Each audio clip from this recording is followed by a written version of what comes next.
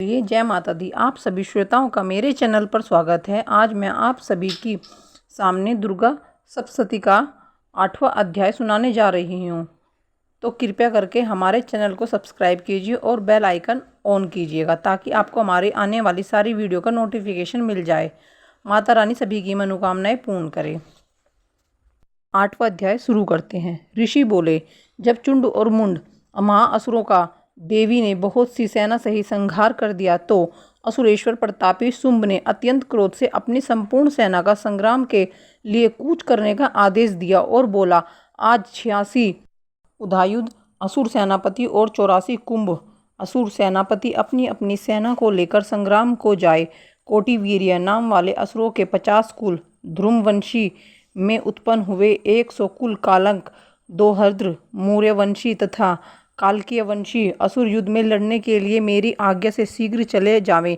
भयंकर शासक असुरराज शुंभ ऐसी आज्ञा देकर कई हजार महासेना को अपने साथ लेकर युद्ध को चल दिया। उसकी भयानक सेना को चंडिका देवी ने अपनी ओर आते देख धनुष की टंकार से पृथ्वी और आकाश को गुंजा दिया। हे नृपतन स्तर सिंह ने भी भयंकर गर्जना की और चंडिका ने अपने घंटा बजाकर दूना शब्द कर दिया। धनुष की टंकार, सिंह की दहाड़ और घंटा बजने से इतना शब्द हुआ कि चारों दिशाएं गूंज उठी। इसी प्रकार के शब्द को सुनकर असुर सेना ने देवी सिंह तथा काली को चारों ओर से घेर लिया। हे नृपश्रेष्ठ, इस समय दैत्य के संहार करने तथा देवताओं के कष्ट निवारण के लिए ब्रह्मा, शंकर, स्वामी कार्तिकेय, विष्णु तथा इंद्रादिक देवताओं के शरीर से शक्तियां उत्पन्न होकर उन्हीं के समान रूप, बल, पराक्रम, आभूषण और वाहन से युक्त होकर चंडिका देवी के समीप शीघ्र ही असुरों से युद्ध करने के लिए आई। हंस युक्त विमान में बैठकर रुद्राक्ष की माला पहने हुए, कमंडल लिए हुए ब्रह्मा की शक्ति आई, इसलिए उनका नाम ब्रह्माणी हुआ। शिवजी की शक्ति वृषभ पर सवार होकर त्रिशूल को हाथ में लिए महानाग का कणकण और चंद्ररेखा से सुशोभित वहां आई। स्वामी कार्तिकेय की शक्ति कुमारी अंबिका देवी उन्हीं के समान स्वरूप धारण करके मोर पर बैठकर शक्ति के लिए असुरों से युद्ध करने को वहां आई। भगवान विष्णु की शक्ति गरुड़ पर बैठकर शंख, गदा, चक्र और शंख, धनुष और खड़ग को हाथ में लिए वहां आई। यज्ञवराह की शक्ति वैराही सुंदर शरीर को धारण किए हुए वहां आई। नृपसिंह भगवान की नरसिंगी शक्ति उनके समान शरीर धारण किए हुए वहां आई, जिनके गर्दन के केस हिलाने से आकाश में संपूर्ण तारागण हिलने लगते हैं। व्रज को लिए सहस्त्र नेत्रों वाली इंद्र की इंद्री शक्ति ऐरावत हाथी पर सवार होकर युद्ध में आई। फिर देवी शक्तियों सहित चंडिका देवी से महादेवी जी ने कहा कि मेरी प्रसन्नता के लिए तुम इन असुरों का विनाश करो। तत्पश्चात देवी के शरीर से अत्यंत उग्र स्वरूप धारण किए हुए चंडिका देवी प्रकट हुई, जिसकी चक्कार सैकड़ों गिद्धड़ों के समान थी। उस अपराजिता देवी ने ध्रुव वर्ण जटा वाले शंकर जी से कहा, हे भगवान, आप मेरे दूत बनकर अत्यंत ग्रीविली, शुभ, निशुंभ तथा अन्य असुर को जो युद्ध करने के लिए वहां उपस्थित हैं, उनसे जाकर कहना कि हे असुरों, यदि तुम जीवित रहना चाहते हो तो पाताल लोक में चले जाओ, त्रिलोक्य का राजा इंद्र को दे दो, अगर और देवगणों को यज्ञ भाग का उपभोग करने दो, और अगर अपने बल के घमंड से युद्ध करना चाहते हो तो मेरे आगे आ जाओ। मेरी योगिनियां तुम्हारे शरीर का रक्त पान करके तृप्त होगी। भगवती ने शिव जी को अपना दूत बनाकर भेजा था, इस कारण देवी का इस संसार में सिद्धूती नाम प्रसिद्ध हुआ।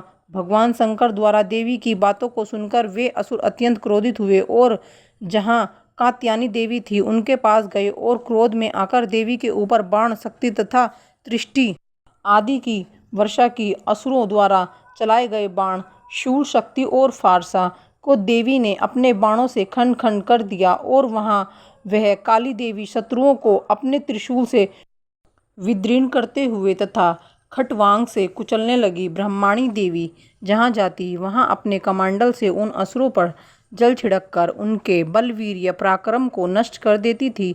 इस भांति महेश्वरी देवी ने अत्यंत क्रोधित हो त्रिशूल से, वैष्णवी देवी ने चक्र से और कौमारी देवी ने शक्ति से शत्रुओं का विनाश कर दिया। ऐन्द्री देवी के वज्र से सैकड़ों दैत्य कट कट कर पृथ्वी पर गिर पड़े तथा उनके शरीर से रक्त बहने लगा। वैराही देवी ने अपने तुंड प्रहार से ही असुरों को नष्ट कर दिया। कुछ असुरों के वृक्ष स्थल को अपनी दाढ़ी के अग्रभाग से फाड़ दिया और कुछ को चक्र से काटकर पृथ्वी पर गिरा दिया।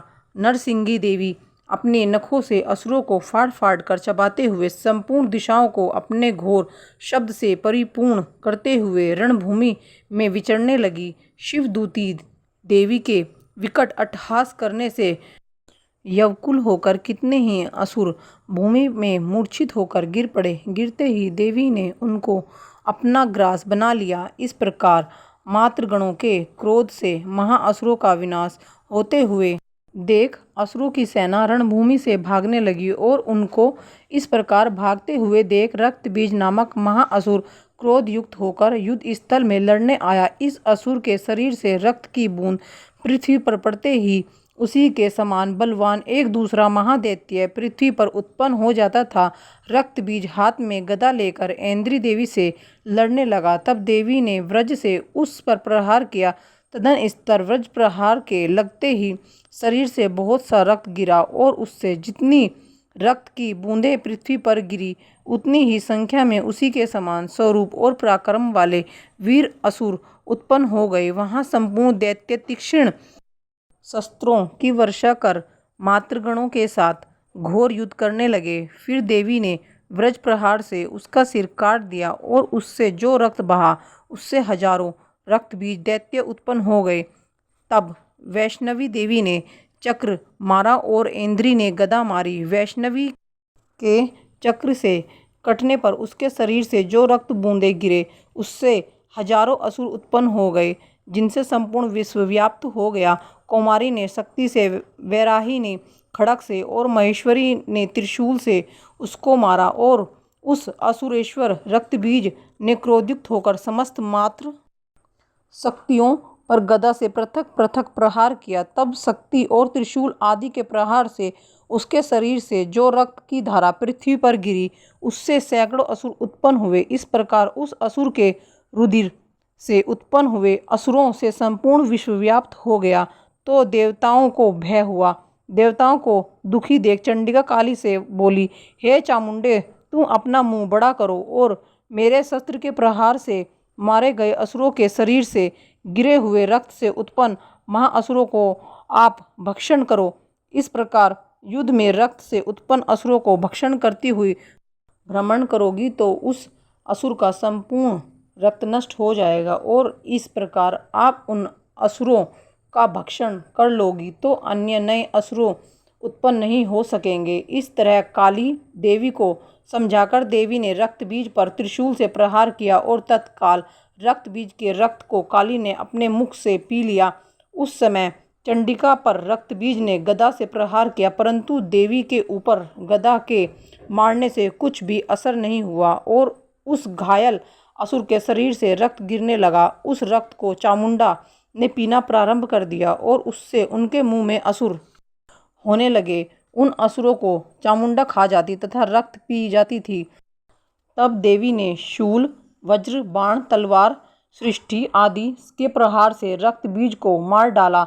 हे नृप, इस प्रकार शस्त्रों के प्रहार से घायल और रक्त रहित होकर रक्त बीज पृथ्वी पर गिर पड़ा। हे राजन, उस रक्त बीज के पृथ्वी पर गिरते ही देवता अत्यंत प्रसन्न हुए और मातृ शक्तियाँ उन महाअसुरों का रक्त पी पी कर मनोमंद हो नित्य करने लगी। यह था आज का 8वां अध्याय संपन्न हुआ। अगर आपको हमारी यह वीडियो अच्छी लगी हो तो चैनल को सब्सक्राइब कीजिए और नोटिफिकेशन ऑन कीजिएगा। प्रेम से बोलिए जय माता दी।